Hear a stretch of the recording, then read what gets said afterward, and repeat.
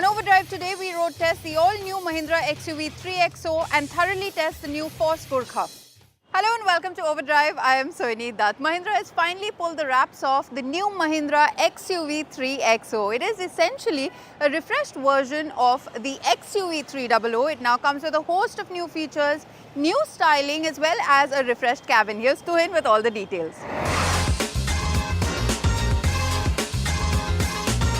Mahindra says it's at the 5th spot in the sub-4 meter SUV segment. So what does it do to fix it? Throw everything that it can at the XUV 300 to make it the XUV 3XO. Let's see what it's like. Heavy styling flourishes seem to be the new norm in this segment, and Mahindra seems to have fully embraced this if the XUV 3XO's new face is anything to go by. It's the new XUV family look which lends this already wide SUV a wider, flatter stance from the front. The oversized LED lighting with the big C-shaped LED motifs draw a good deal of attention. The split grille with the heavy gloss black follows this theme, as does the new bonnet. This is also meant to improve visibility. As with many other SUVs in the segment, it's a theme that will divide opinion. In profile, not much has changed. You now have 17-inch wheels, a segment first, which makes for a fuller look. The reworked wheel arches, roof rails and C-pillar panels help, as does the heavy doors of gloss black, but that abrupt look of the XUV 300 still hasn't been fully tackled. The rear is again a notable change with the sharper angles to the new boot lid and the more prominent spoiler. The now quite common full-width lighting makes an appearance, which makes for a cleaner look than before. Keeping with the sharper theme, you have a new bumper design here to round things off. Now, one of the drawbacks of the XUV 300 was its slightly compromised boot space, and Mahindra has tried to address that with the 3XO.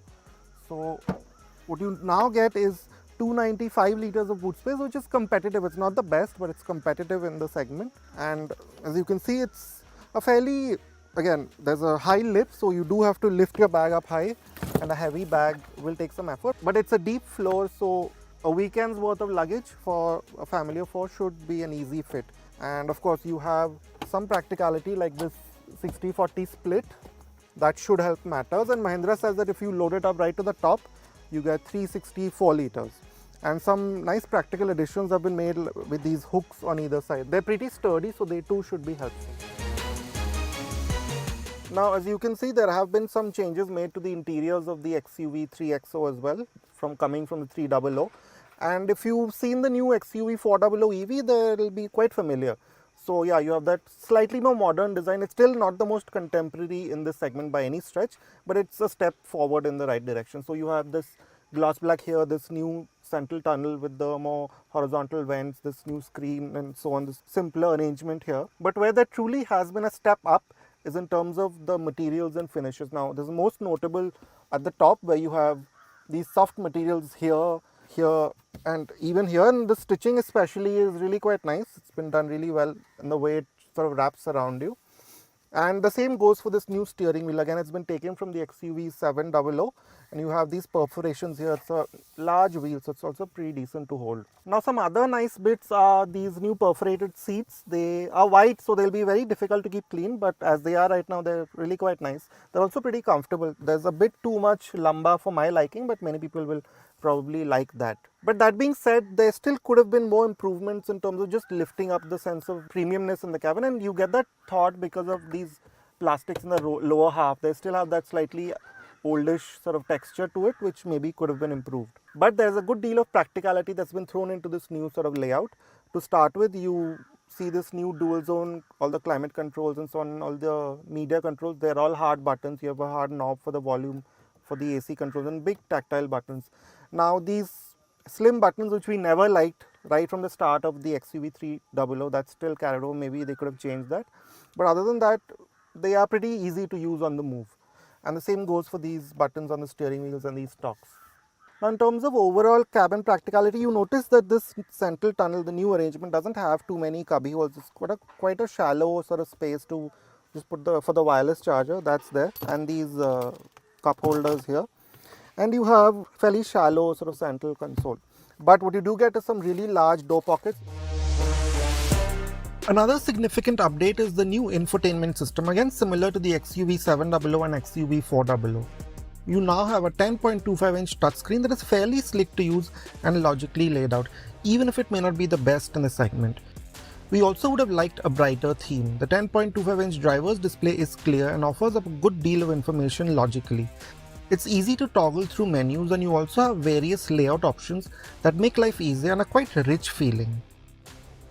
Now Mahindra has really gone to town with the features that the XUV 3XO offers, and there really are some really big talking points. One of the biggest of these is this Harman Kardon audio system. Now it's really quite advanced. Now some other quite useful features are obviously the dual zone air conditioning, the auto headlamps and wipers, and of course this new segment first panoramic sunroof. That being said, there are still some quite glaring feature misses, we think. For example, you don't get ventilated seats, you don't get a telescopic adjustment for the steering, which some people might find somewhat annoying, and you also don't get a PM 2.5 air filter. The XUV 3XO has a strong base to work off in terms of safety, with the XUV 300 already being a 5-star rated car by Global NCAP. You now get level 2 ADAS and 360-degree cameras with a blind view function.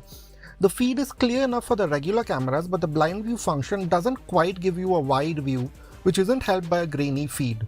Standard features include 6 airbags, all-wheel disc brakes, and a new quicker reacting stability control system from the XUV 700.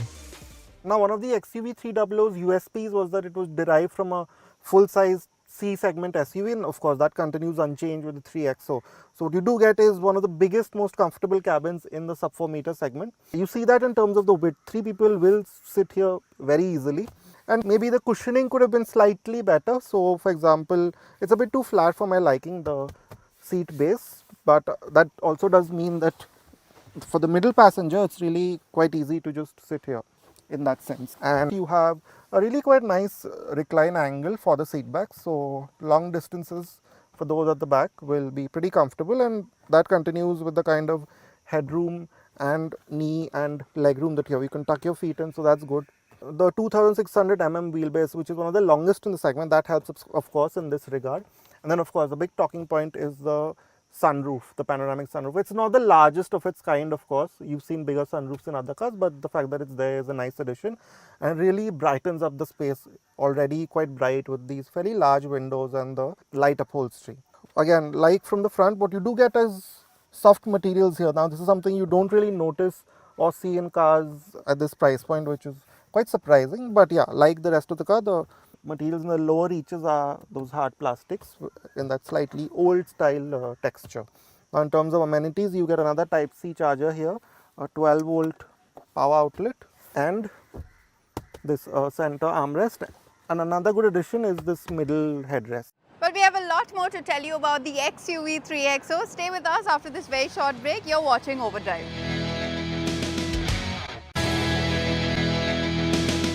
Welcome back, you're watching Overdrive. Now we're diving deep into what's new in the XUV 3XO, and apart from the design changes as well as a host of new features, it now comes with an automatic transmission and 3 engine options. We have driven the 1.2 litre TGI variant. Here's Tuhin with all the details.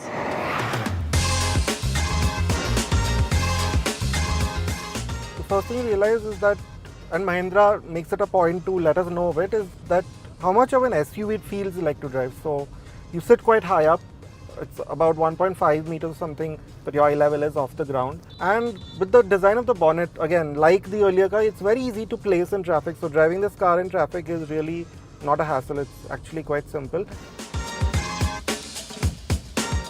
And then you have the engine. Now we're driving the 1.2 TGDI with the 130 PS and 230 Nm, which again goes up to 250 with the overboost function. Now we've driven this briefly before in its manual form, but this one is with the 6-speed torque converter automatic. Unlike many competitors, the direct injection turbo petrol is impressively refined. It's quiet at city speeds and there's not much in the way of vibrations. At higher revs, this turns into a pleasant growl that many will like. Paired with the new automatic, performance from standstill is smooth, but you are sometimes caught out by dull performance before the boost fully comes on before 2000 RPM. This is most noticed at medium city speeds where you need a good shove at the pedal to trigger a downshift and get up to speed. It's best to be smooth at these times given the quite potent surge that comes after this lull. We think a sport gearbox mode would have been a good addition in these situations. But getting past this seems to bring the drivetrain into its sweet spot. There's quite an exciting surge of torque, especially for a sub-4 meter SUV with the overboost function, but then it settles into a flatter but still strong acceleration in the higher reaches of the rev band. So progress at higher speeds is again especially smooth.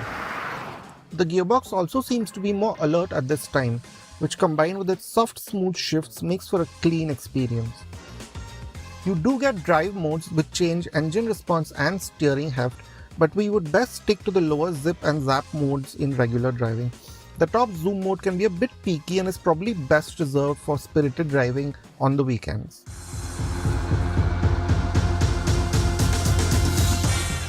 Now another big change that Mahindra has made is that it's retuned the suspension. The 300 wasn't the greatest in that regard in terms of its handling. It had good ride, but it would sort of roll around a bit, never felt fully tied down. Now that has changed. This one does feel more tied down than that. You do notice that its movements on uneven road surfaces, on flowing corners, they're predictable, they're smooth. So you do get that sense of confidence. Now we would have liked for the steering to have improved further. Now there is more heft to it. It's not completely dull and light like how it was earlier. And especially as you keep going to the higher mode, there's more heft being added. And the good part is this new, more competent sort of handling character hasn't come at the cost of ride quality. Yes, over broken roads at slow speeds, you do feel it to be a bit firmer than the older car. You do feel those bumps a little bit more. But again, it's smoothened off well, so it's never uncomfortable. And then as you keep going faster, you have that sense, that Mahindra's sense of really that toughness, that really strong build. Priced between Rs 7.49 lakh and Rs 15.49 lakh, the Mahindra XUV 3XO should become a strong contender in the sub-4 meter SUV segment. Yes, we would have liked a slightly smooth drivetrain at low speeds, and the looks might still polarize opinion. But the long list of features and safety equipment, comfortable cabin and the far improved dynamic character will be a draw for a wider section of buyers. Time to head into our final break here on the show, but coming up on the other side, the very rugged and capable Force Gurkha not only gets a few updates, but now comes with a 5-door variant. Stay with us, you're watching Overdrive. Welcome back, you're watching Overdrive. Now the Force Gurkha hasn't just been given a facelift, it now comes with a 5-door variant and it's still an excellent off-road machine. Here's Rohit with all the details.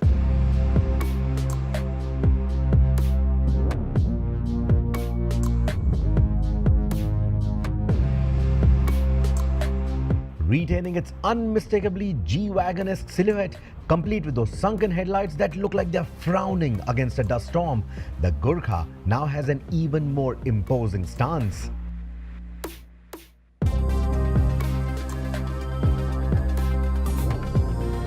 Because what they've done is fix the ground clearance at the front. If you looked at the older vehicle, it sort of had a squat stance in the front. Those suspension elements, those suspension arms, they felt like they were, sort of converging downward.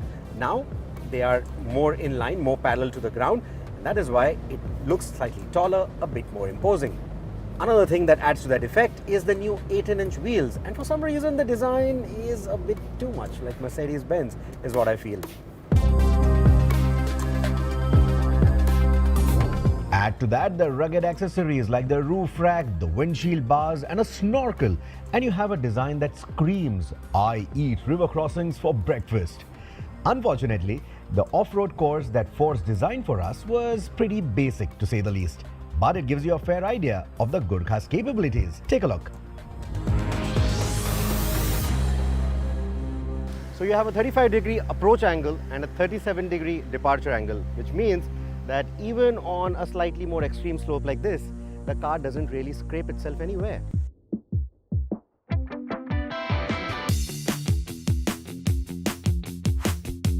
Next up, we have the side slope, and this is where the big ground clearance of this vehicle is again put to the test.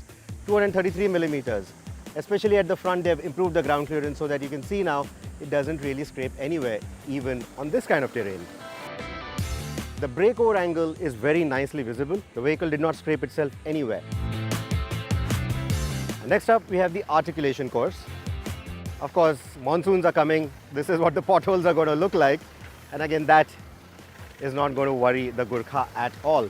It just gracefully goes through all of that without breaking a sweat. And finally you have a drop again, which is where the approach angle, the departure angle is again going to come into play. Now, even if this was filled with water, the Gurkha has 700 millimeters of water wading capability.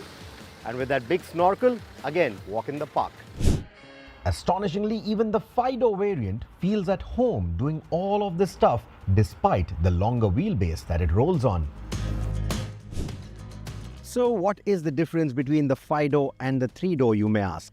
Well, the obvious differences are going to be in the length, in the wheelbase, a little bit on the height. This is 15 millimeters taller, 26 millimeters if you also take the roof rack into consideration.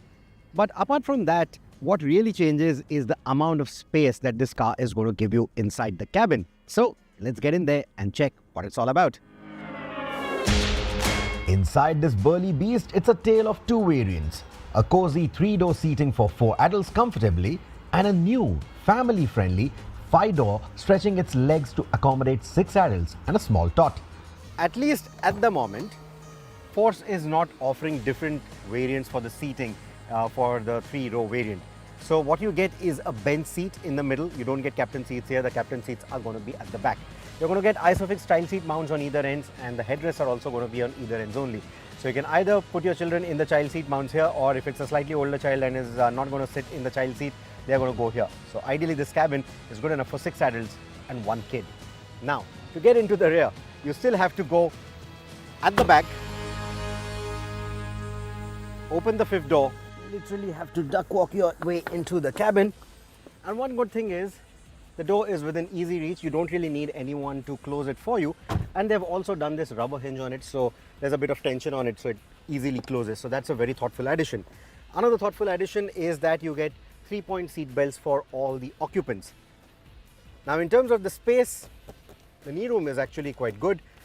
Headroom is pretty decent too, but as we've seen with the previous Gurkha, the 3-door version as well, the window line is slightly lower. So getting your view outside of the car for taller passengers might be a bit of an issue, but honestly, I don't think it's too much of a problem. It gives you a nice and airy feel. And unlike the 3-door variant, you do get roof-mounted AC vents, which means that the circulation for the air is actually quite good too. Now, foot space is a bit of a problem with this wheel arch right here. So for long distance journeys, it can get a bit cumbersome. What I also like is that these headrests are adjustable, which means they will offer better whiplash protection in case of an accident.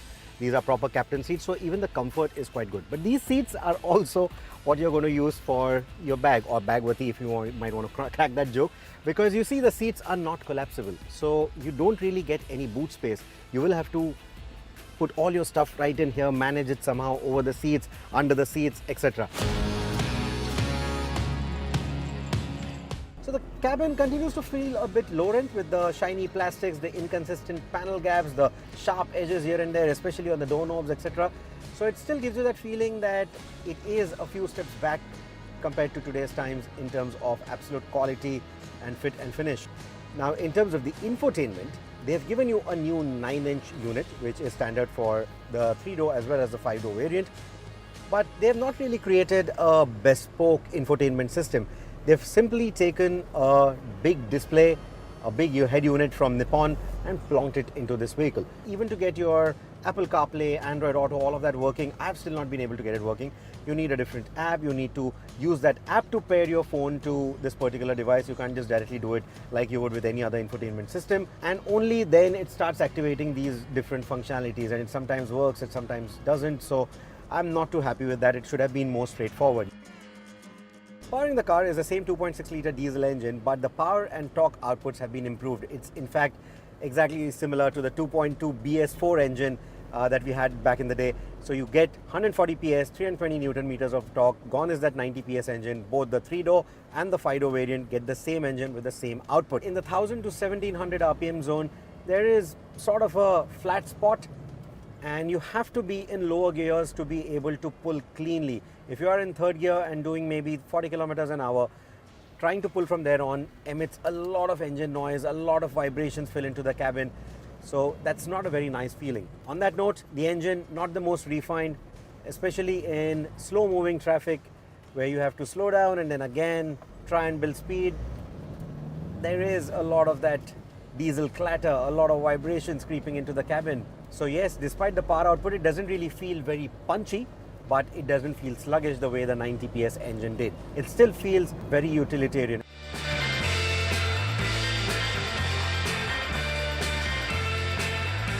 So to sum it up, as before, the Gurkha continues to be an offering that is going to be very accessible, both in its 3-door and its 5-door avatar compared to the rivals.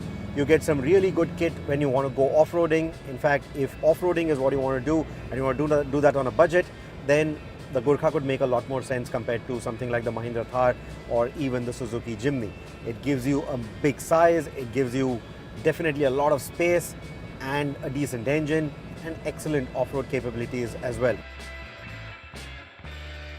With that, it's a wrap on this week's edition of Overdrive. But remember, you can stay in touch with the team through our various social media platforms, and you can write to us on Instagram as well. We'll see you next week. Until then, goodbye. Many thanks for watching.